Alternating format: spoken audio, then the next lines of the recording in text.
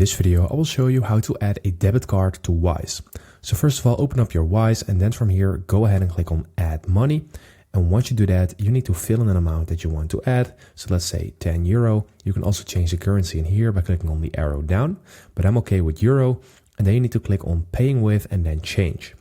And when you scroll down in here, you will find this option saying debit card. So you can send from your Visa, MasterCard or Maestro with the fee that is already being calculated, and it should arrive in seconds. So if you want to add it to your account, to your Wise, go ahead and click on debit card. And then you can just go ahead and click on continue. Then you will also see the fees again, but click on continue. And then you can basically fill in all of your details in here. So now you can fill in stuff like card number, expiry date, and your CVV code. And you can also choose to save this card for future payments. So once you do this, you will have your debit card linked to your Wise account as a default method. So that's how you do it. I hope this video helped you out. Thank you for watching. Subscribe.